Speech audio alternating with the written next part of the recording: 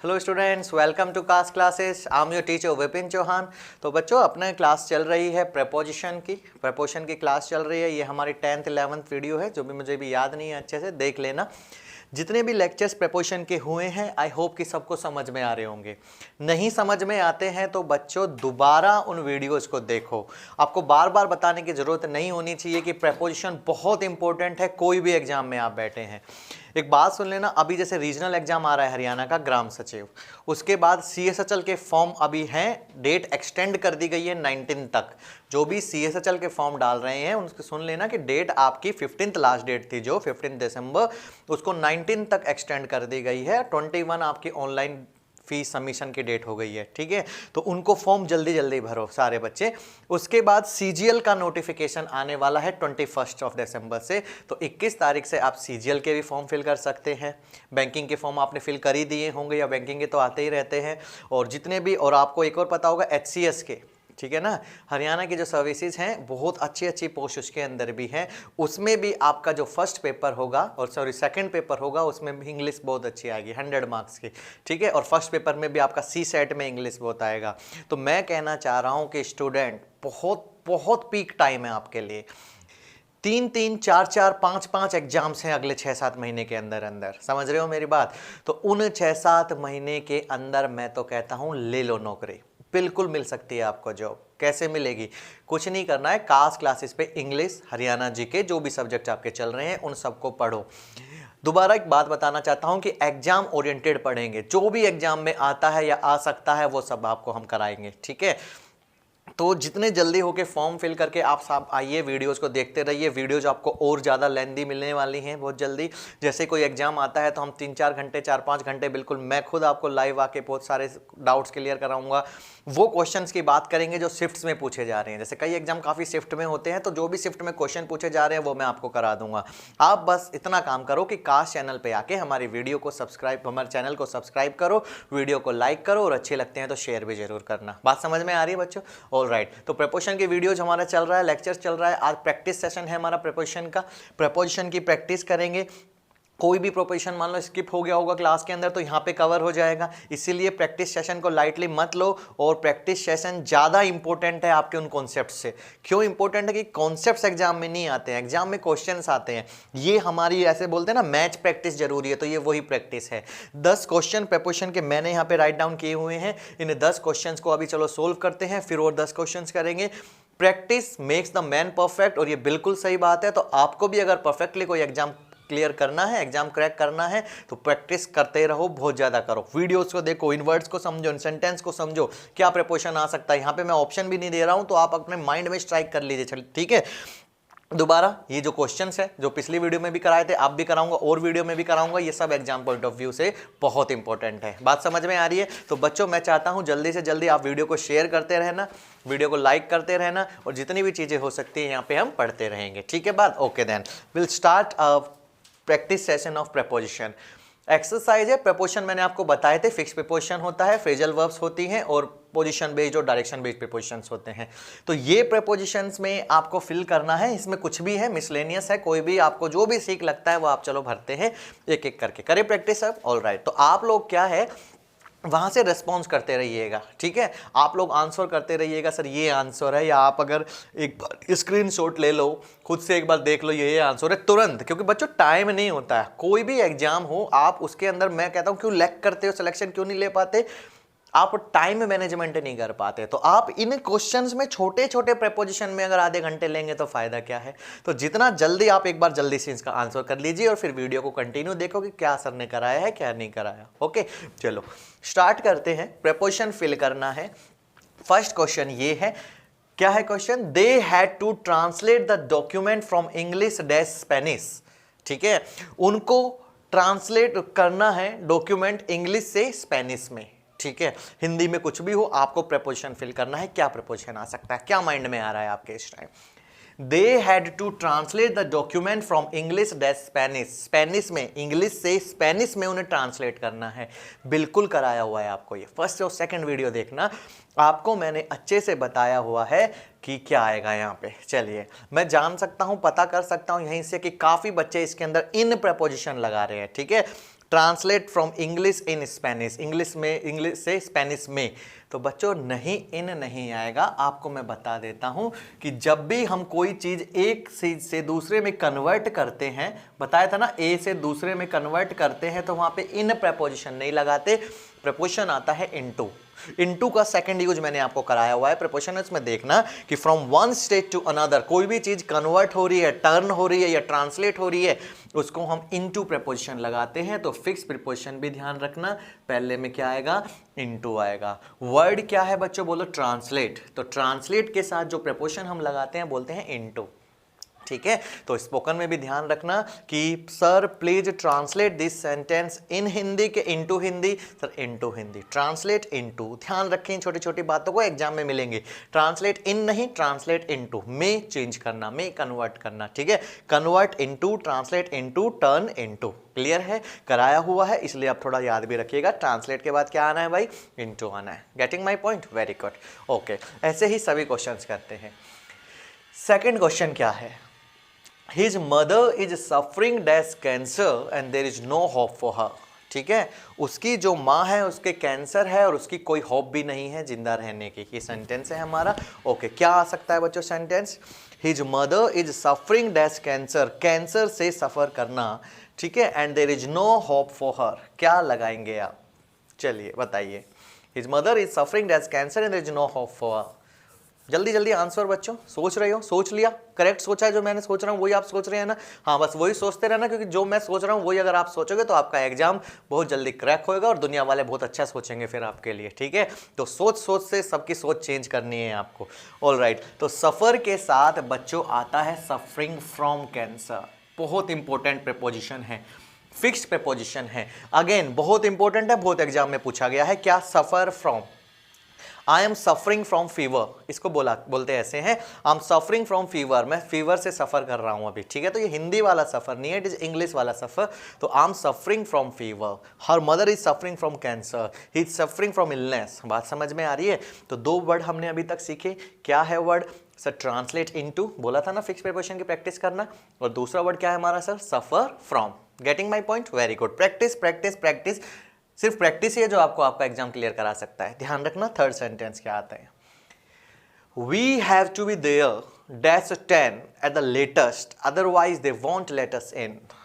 We have to be there dash 10, हमें वहां पे 10 तक पहुंचना ही पड़ेगा, otherwise they won't let us in, मतलब अदरवाइज क्या होगा, वो हमें अंदर नहीं घुसने देंगे। इस प्रेपोजिशन को आप करना, हालांकि मैंने करवाया हुआ है टाइम बेस्ड प्रेपोजिशंस कौन कौन से होते हैं। क्या यहाँ पे आप फिल करेंगे बताइए। सर आपने एक प्रेपोजिशन बताया था एट, क्या बताया था मैंने आपको, प्रेपोजिशन एट बताया था। जब भी हमारे पास कोई एग्जैक्ट टाइम आता है, क्या आता है बच्चों, बोलिएगा एक बार मेरे साथ, जब भी कोई एग्जैक्ट टाइम आता है तो हम उसके साथ एट यूज करते हैं। मैंने आपसे बोला कि मैं आपको 10 बजे रात को मिलूंगा, तो मैं बोलूंगा I will meet you at 10 PM, बात ठीक है। कोई भी एग्जैक्ट टाइम आ गया तो एट आएगा, ठीक है। लेकिन इस सेंटेंस का सेंस भी समझना कि वो सेंटेंस क्या कहना चाह रहा है। मोस्टली हम टाइम के साथ एट लगाते हैं, at 5 PM, at 6 PM, at 7 PM ना। लेकिन अगर सेंटेंस का सेंस कुछ और है कि आपको 10 बजे तक एग्जाम सेंटर में पहुंचना है, otherwise they won't let you in, मतलब आपको अंदर नहीं जाने देंगे, तो आप क्या करेंगे। तो आप एक बात बताओ, मान लो आपका एग्जाम सेंटर पे आपका एग्जाम 10 बजे से स्टार्ट है, तो क्या आप 10 बजे पहुंचेंगे, नहीं।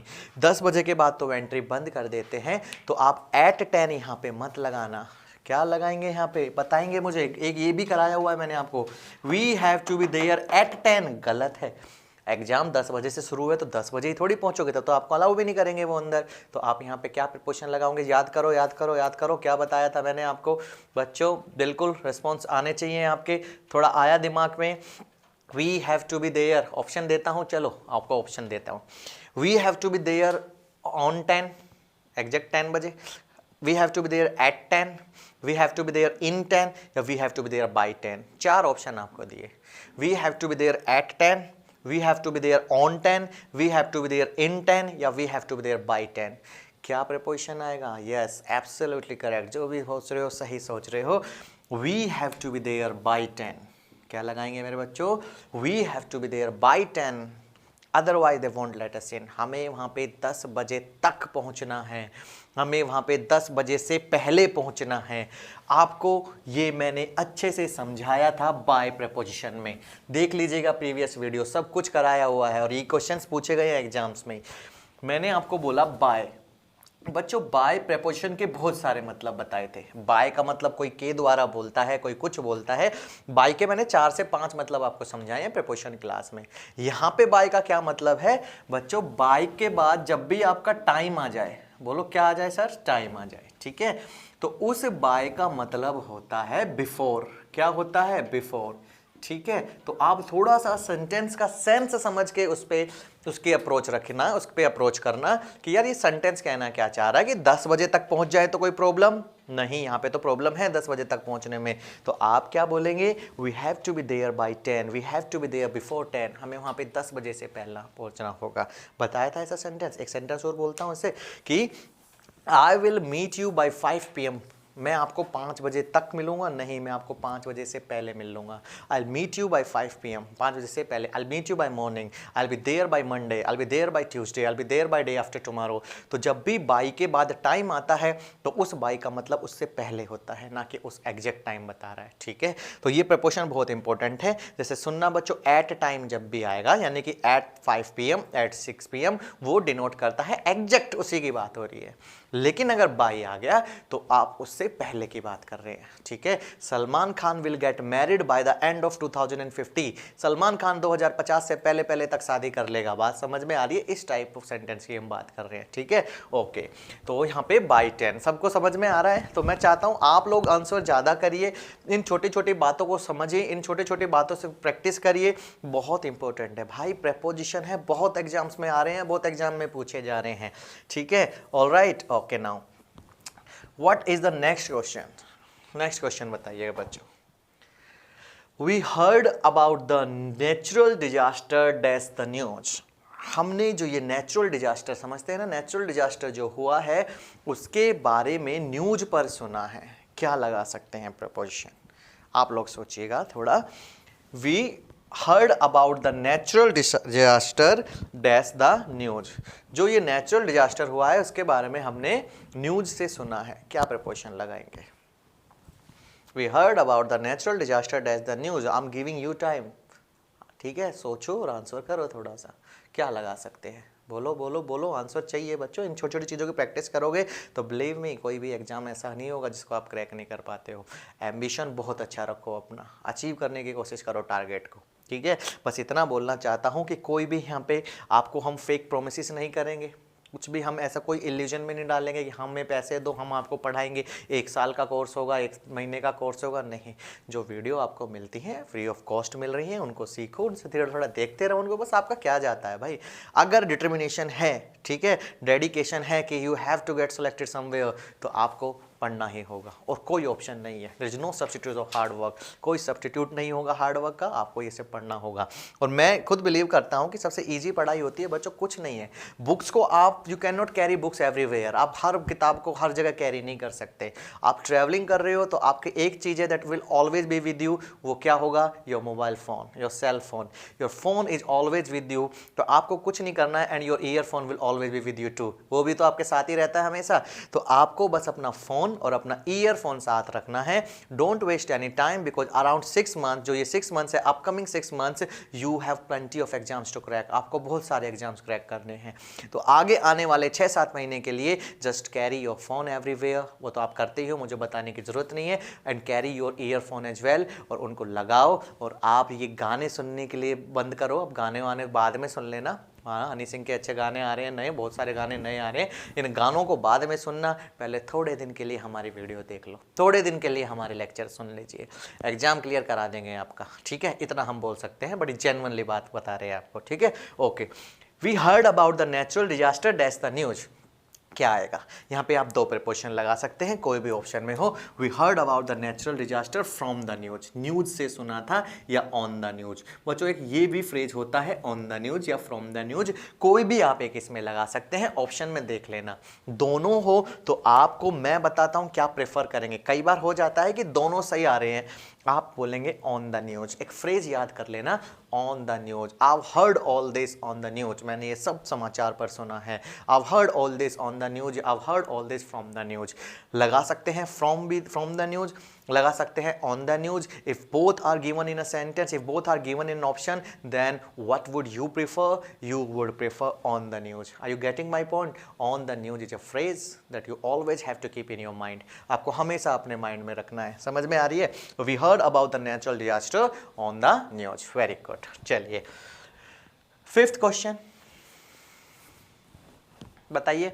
The relation dash the two boy change significantly, दोनों लड़कों के बीच में जो रिश्ता था वो अचानक सिग्निफिकेंटली बहुत ज़्यादा बदल गया। मतलब पहले दोस्ती हो गई या दुश्मनी हो गई, या पहले दुश्मनी हो गई, अब सिग्निफिकेंटली उनमें इतना बदलाव आ गया कि दे आर फ्रेंड्स नाउ।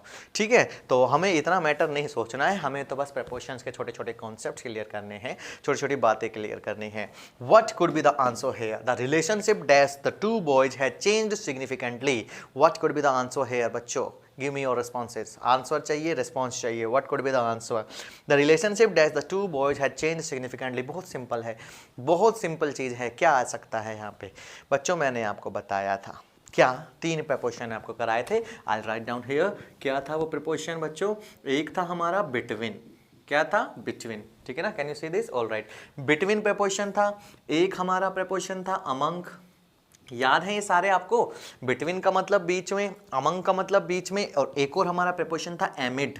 ठीक है, अमंग का अमंग्स हो जाता है, एमिड का एमिड्स हो जाता है, वो बात नहीं करेंगे अभी। फिलहाल 3 प्रपोजिशन जो सिमिलर हैं, बोलो बिटवीन, हाँ, अमंग, ओके, एंड एमिड। ठीक है, तीनों का ही मतलब बीच में होता है। क्या होता है? तीनों का मतलब बीच में होता है। दोनों भाइयों के बीच में जो रिलेशन था वो अचानक बदल गया है। दोनों लड़कों के बीच में जो रिलेशन था, relation between the two boys. जब भी आप बोल रहे हैं कि जब भी आप 2 पर्सन या 2 चीजों की बात करते हैं तो बिटवीन आता है, बताया था, है ना? आप already taught you all this कि जब भी 2 के बीच में बात होती है तो बिटवीन लगाते हैं, 2 से ज्यादा के बीच में बात होती है तो अमंग लगाते हैं, और जब अनकाउंटेबल चीजों की बात होती है तो एमिड लगाते हैं। If I said that the relationship dash the 3 boys, तो आप लगाते अमंग द 3 बॉयज। ठीक है, क्योंकि यहाँ पे 2 बॉयज है तो आप क्या लगाएंगे? Between the 2 boys. लेकिन अगर कोई अनकाउंटेबल चीजें होती, जैसे मैंने बोला कि नरेंद्र मोदी इस सिचुएशन के बीच में फंस गया है कि the farmers are protesting against him, कि फार्मर उसके खिलाफ प्रोटेस्ट कर रहे हैं, वो इन सब के बीच में फंस गया है, तो इन सब के बीच में आप बोलेंगे एमिड द सिचुएशन। क्या बोलेंगे? सिचुएशन के बीच में, एमिड the scenario of politics, politics के सिनेरियो के बीच में। ये सब बातें आपको करा चुका हूं, नहीं भी कराया तो ये छोटी छोटी वीडियो जो मैं आपको अब दे रहा हूं ये काम आएंगी। तो बच्चों, क्योंकि we are talking about 2 boys here, then we only will use between proposition, क्योंकि 2 जब आता है तो हम बिटवीन की बात करते हैं। दोनों लड़कों के बीच में जो रिलेशन था that has changed significantly. Are you getting now? Okay, चलिए, तो यहाँ तक बच्चों अच्छा लग रहा होगा आपको। 5 क्वेश्चन हमने कर लिए हैं प्रीपोजिशन के, यही एग्जाम में पूछे जाते हैं। ठीक है बात? ओके ना। 6th सेंटेंस क्या है? In India many girls get married at an early age. India में काफ़ी लड़कियों की शादी जल्दी एज में हो जाती है, जल्दी उम्र में हो जाती है। This is the question. क्या लगाएंगे आप यहाँ पे? बताइए। In India many girls get married at an early age. India में बहुत सारी लड़कियों की शादी एट एन अर्ली एज हो जाती है। ओके, अगर मैंने बोल दिया हो तो सॉरी, मैंने आपका सस्पेंस खराब कर दिया। क्या आंसर हो सकता है बच्चों? एक बार बताइए। ये भी बताया हुआ था, एक बार सब बोलना। Age, very good. मैंने आपसे बोला कि you left your college dash the age of 23 years. आपने 23 साल की उम्र में कॉलेज छोड़ दिया। क्या प्रीपोजिशन फिल करेंगे? एट। कभी भी एज की बात आ जाए तो एट लगाना, ठीक है ना? At the age of 50 years I will retire from my work, ठीक है? At the age of 70 years, ठीक है? तो कोई भी एज की बात आती है तो आप प्रीपोजिशन एट का यूज करेंगे। किसका यूज करेंगे? एट का। एज के लिए भी एट का यूज होता है। ठीक है बात? यस और नो? ओके, तो क्या बोलेंगे? इन इंडिया, भारत में, many girls get married at an early age. Age आई ना, तो यहाँ पे बात समझ में।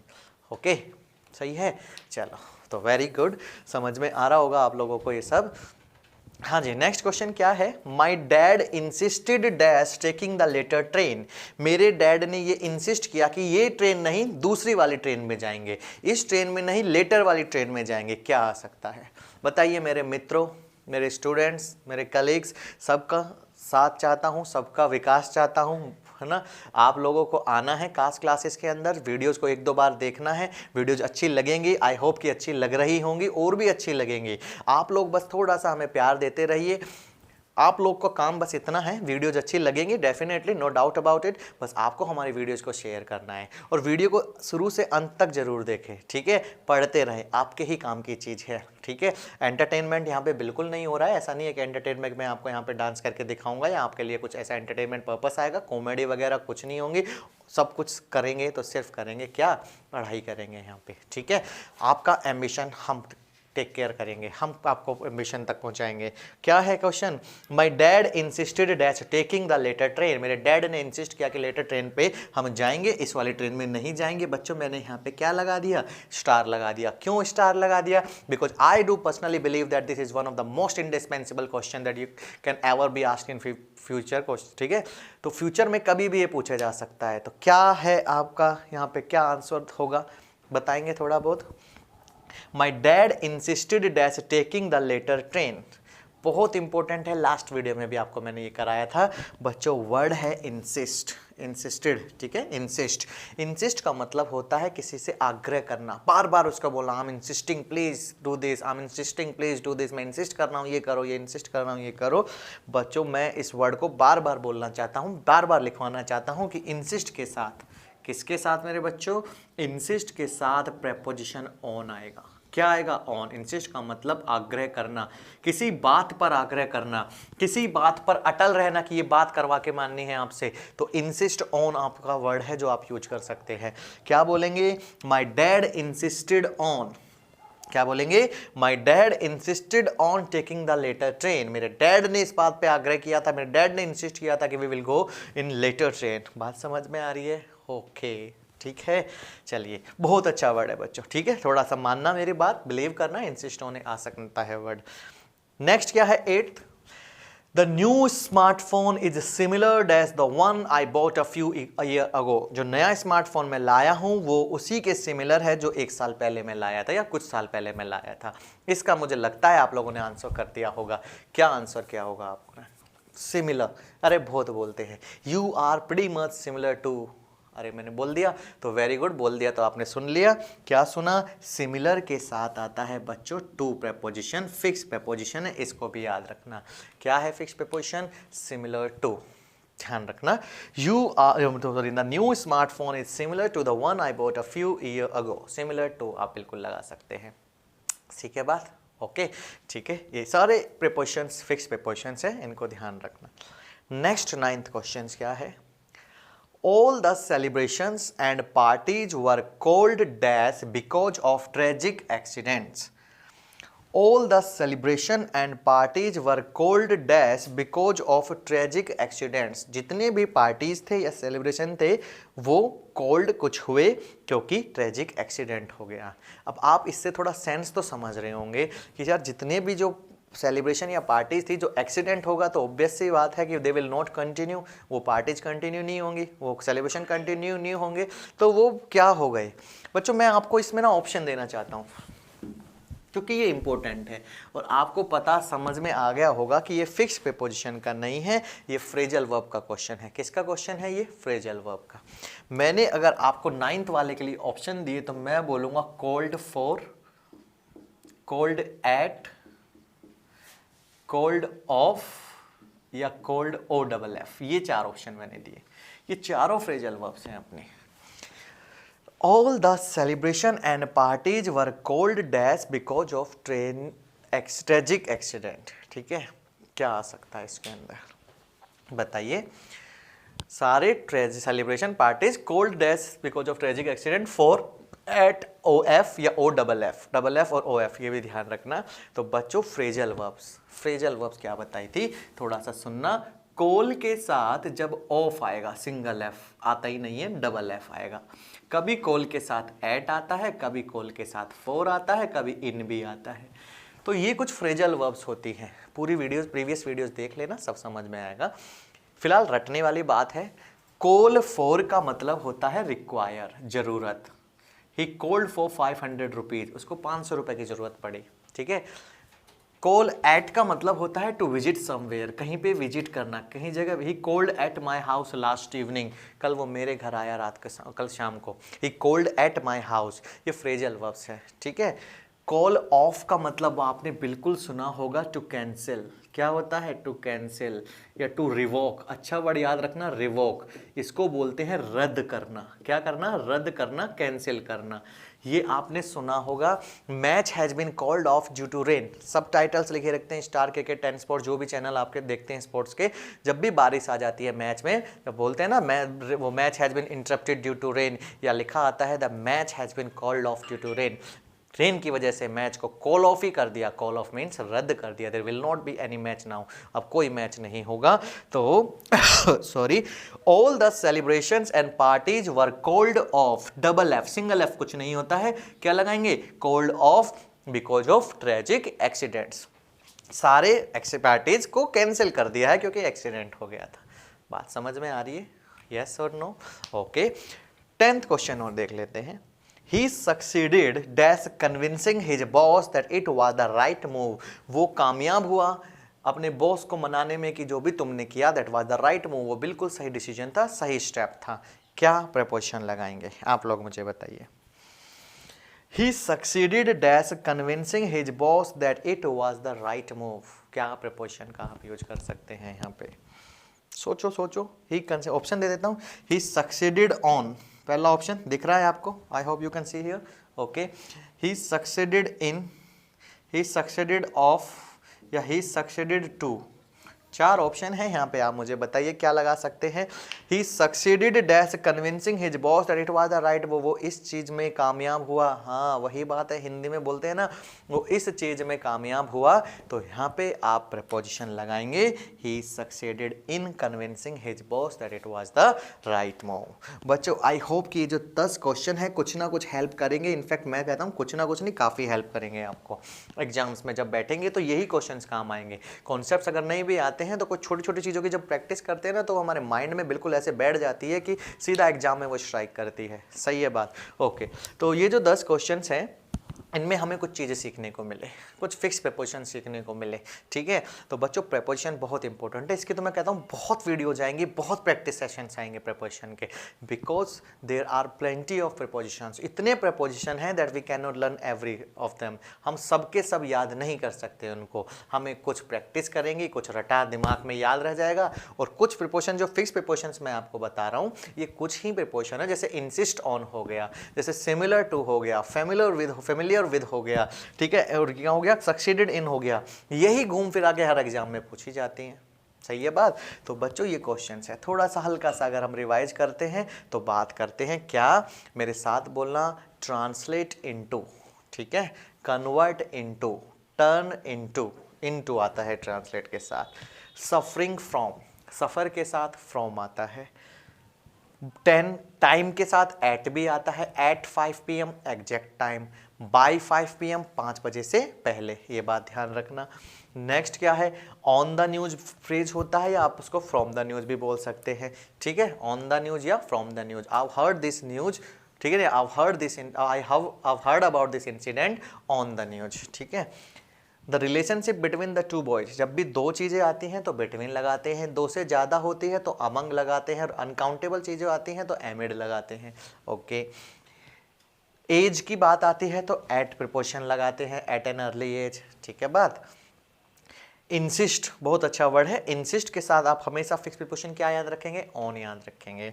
ठीक है, सिमिलर के साथ क्या आएगा, टू आएगा। कॉल के साथ फ्रेजल वर्ब ऑफ भी आ सकती है, एट भी आ सकता है, फॉर भी आ सकती है। वो सेंटेंस आप देखेंगे, मतलब मैंने आपको वहां पे लिखवा दिया है। कॉल ऑफ का मतलब टू कैंसिल और to revoke something, call at का मतलब टू विजिट समवेयर, और कॉल फॉर का मतलब require. If you required anything then you can use call for as a phrasal verb. Getting my point? Very good.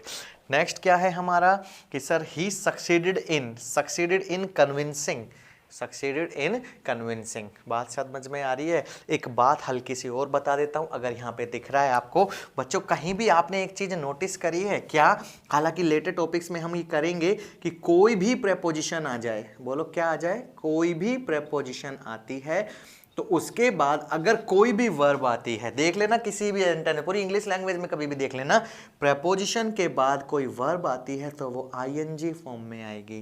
किस form में आएगी? ING form में आएगी।